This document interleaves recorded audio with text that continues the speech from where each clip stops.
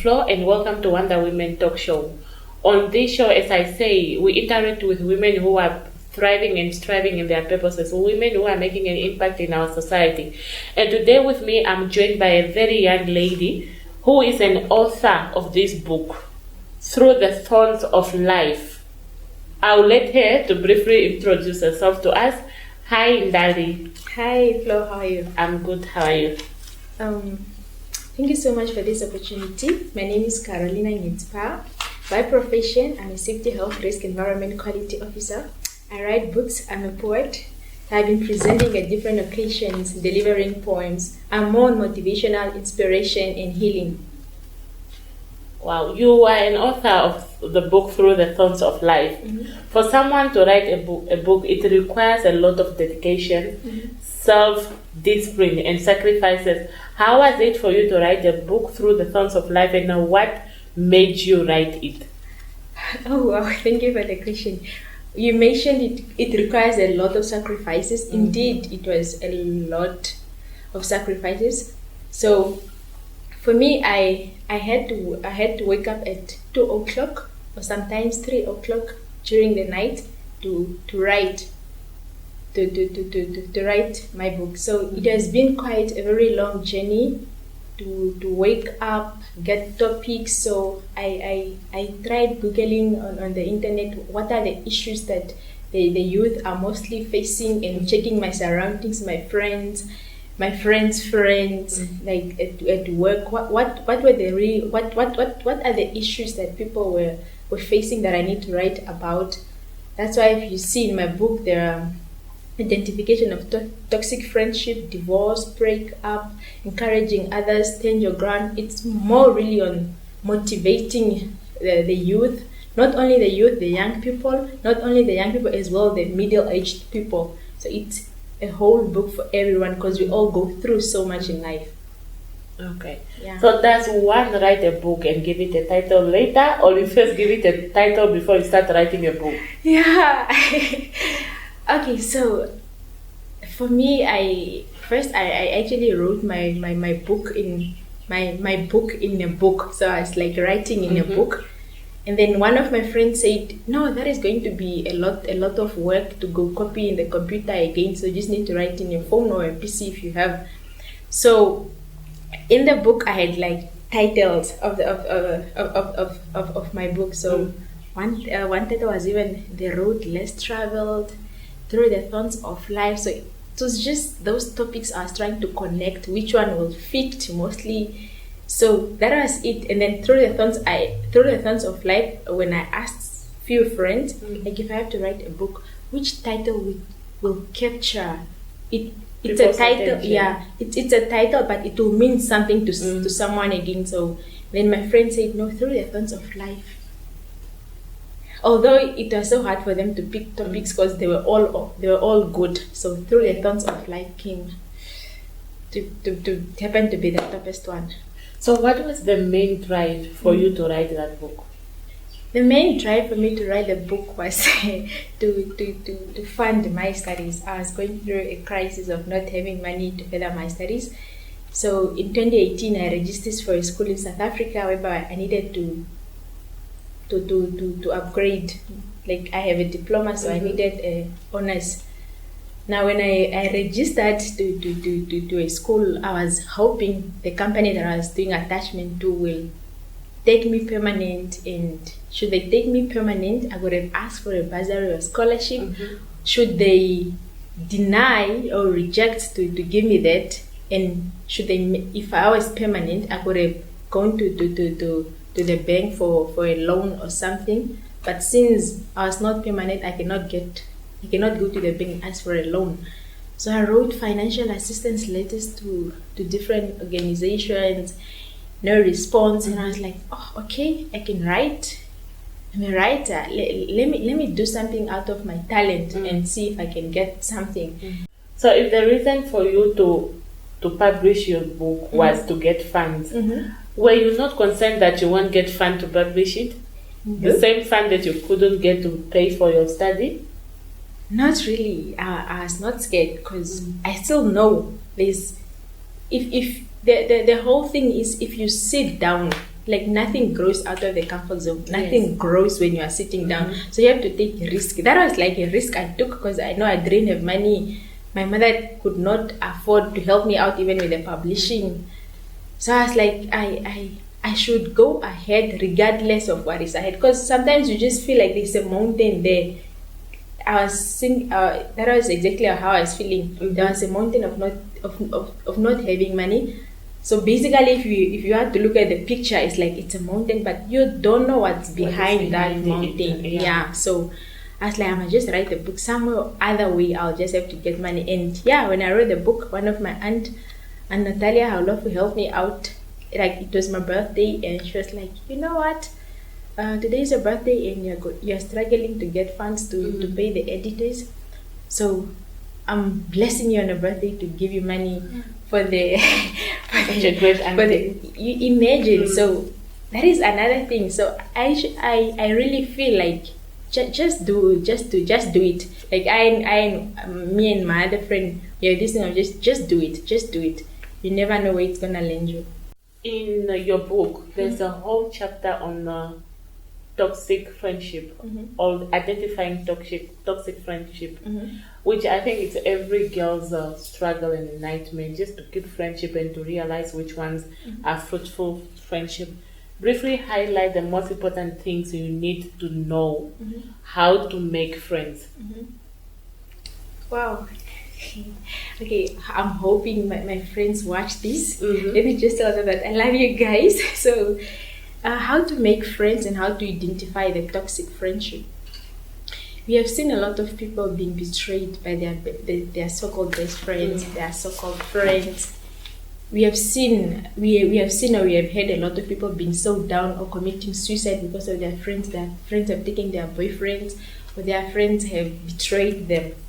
So literally, how I make friends, I evaluate people. Like what are your core values? What is your purpose? What are you driven by? Like if I come up with this type of topic, will you be able to help me out if I'm struggling? Or if I tell you this type of story, what will you do about my story? If I'm encountering depression, what will you do about my whole being? If just not me offering you money, or just my whole being not having anything. For 3 months, I've been in school without a friend. But I had people I laugh with. I was just checking, who do I make friends with? Then I got one girl, Selma. So and then we became friends. But I've been checking up on her. Like, did she really meet the standards to be my friend? So yeah, we have really been cool. And she has really been a good friend during my ups and downs. She would come to me when I'm not feeling well. So, yeah.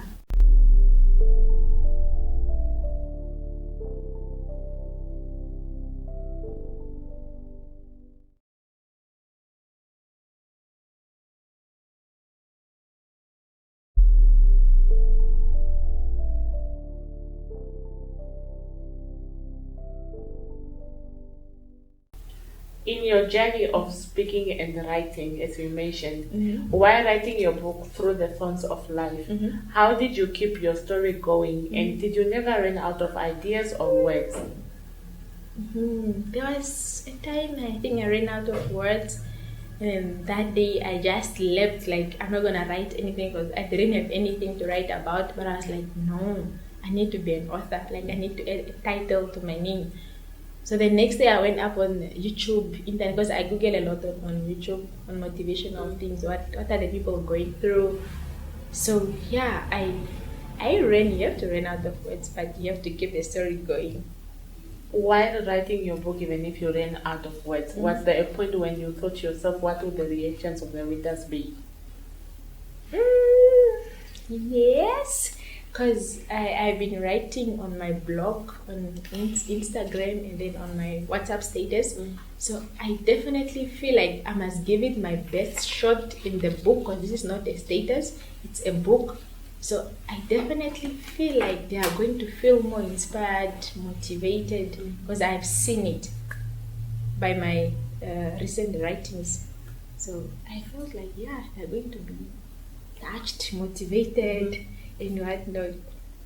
You said there was a point when you wanted to stop, but then you told yourself, I need to have a title, to add a title to my name. Were you doing it because it's something that you love? Is it your passion, or all you wanted was a title? No, it was passion. Not definitely. I'm gonna add the title. That is something, but it was out of passion as well, and out of depression of wanting to get funds from my studies.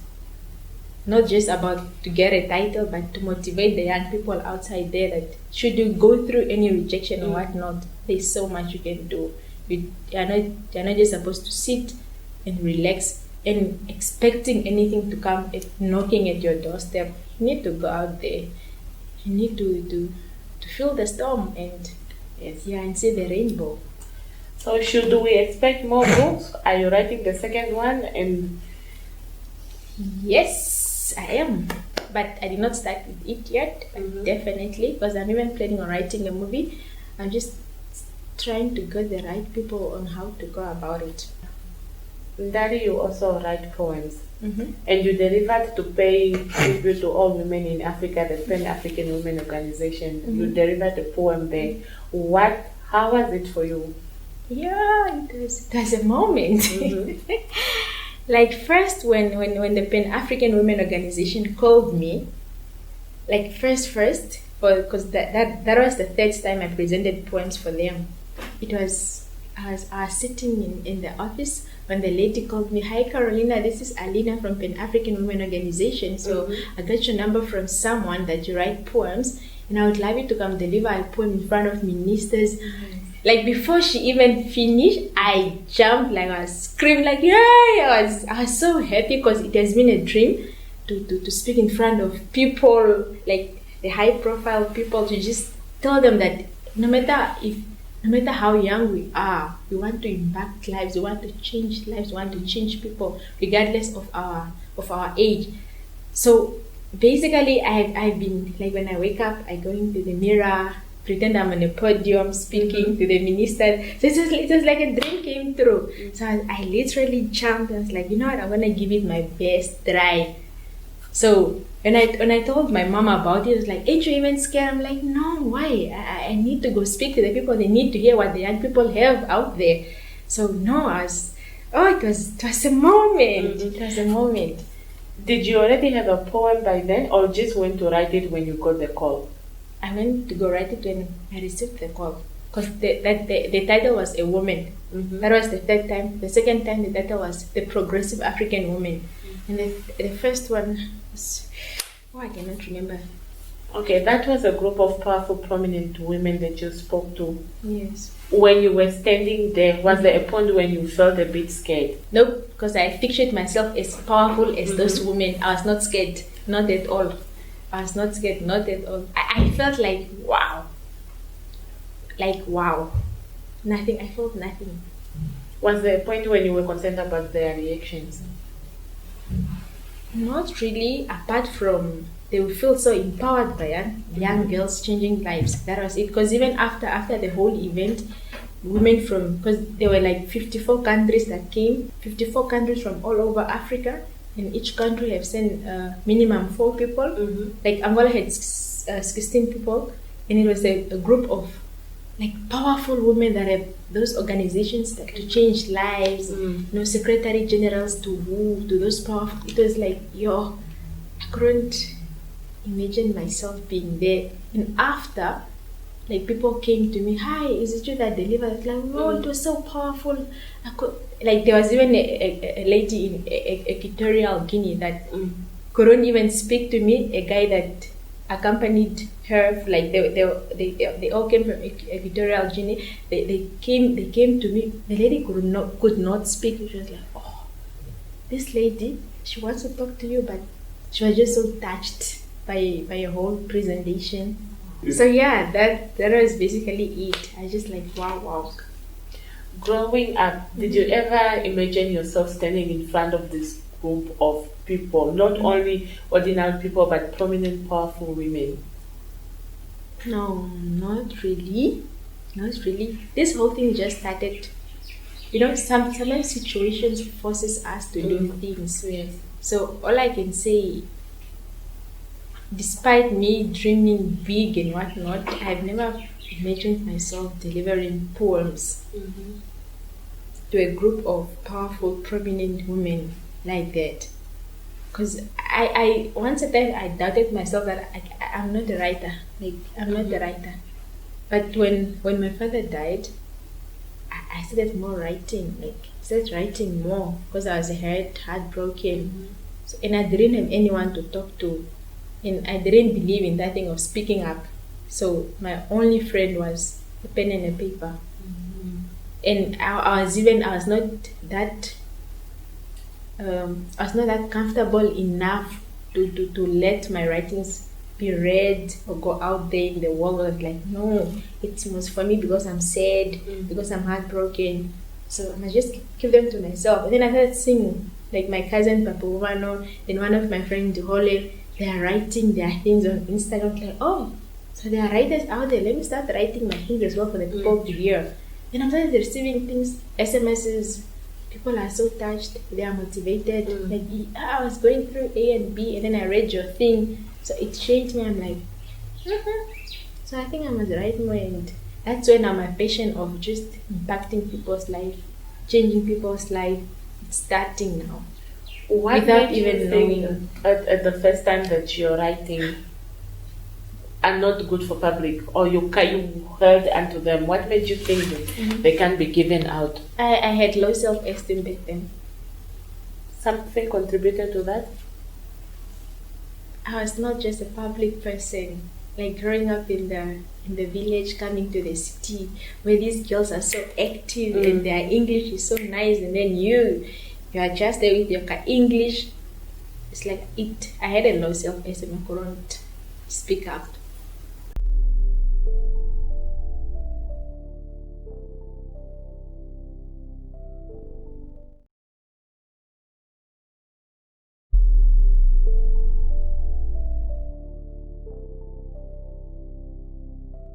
Okay, you are saying that you couldn't speak up, and all of a sudden you were presenting to a lot of women, a group of women. Tell us about your journey on public speaking. Like it started in university, when one of my, many a time we might not know how powerful we are, but someone close to you or someone that is monitoring your life can tell that, oh, there's something about this child, or there's something about this person.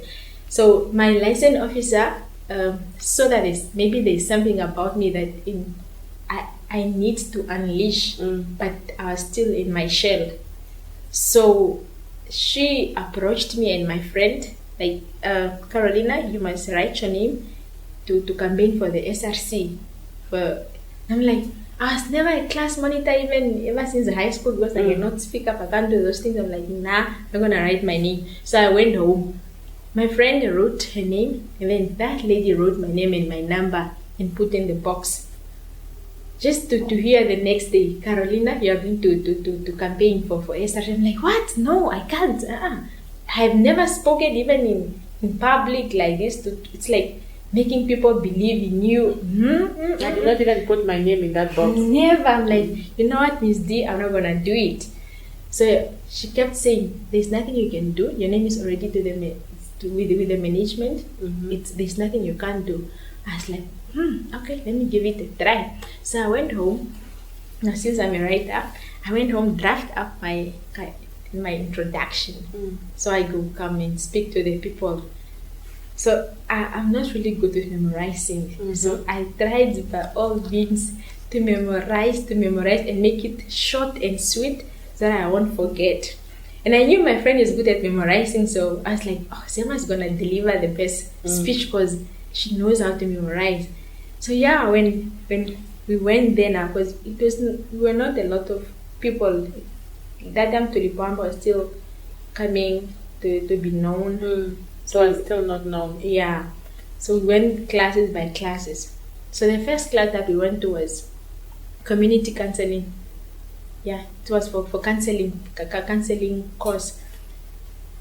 So this other girl started first. The speech was okay. This other girl started, the speech was okay. And then there was me. I introduced myself nicely. My name is Karoline. I'm doing occupational health and safety, second year. And then boom, everything that I memorized was gone, like gone. I cannot even remember a word. Anything, it was gone. Then people like when are waiting for me to say something. And I've never spoken in public.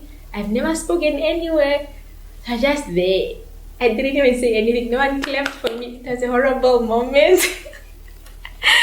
So when my friends came, she delivered nicely. I'm like, you see, those things are forcing me to do this. I told you I can't speak. I told Miss D that it's those things you forced me. I can't speak. You know, you brought so much shame to my life. Yeah. And then my friend delivered so nice. I was like, wow, okay, congratulations, my friend, you are going to win, because me, I'm like out already. So Miss D told me, you know what, Karoline, you are going to the next class and deliver a speech. I'm like, Miss D, you saw I can't. I'm like, okay, but can I please be the last one?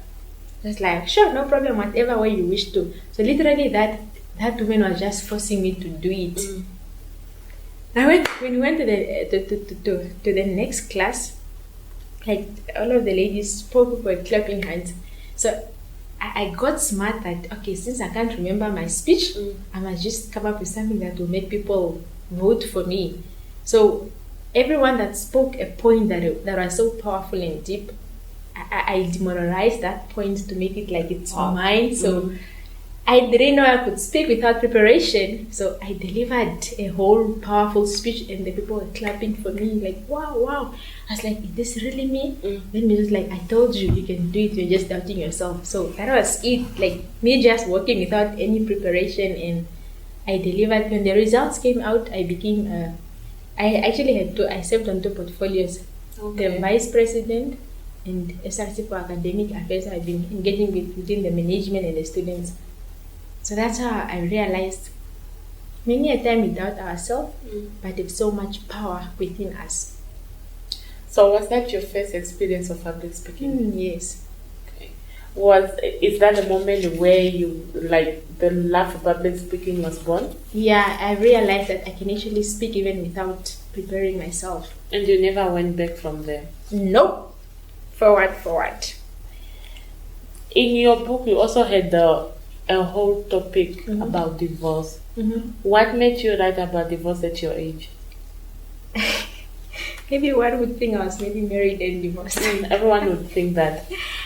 No, that's not it. Was it last year when I was writing my book? I read on the news that 100 and something divorce, like people filed in divorces, people are divorcing. Yes.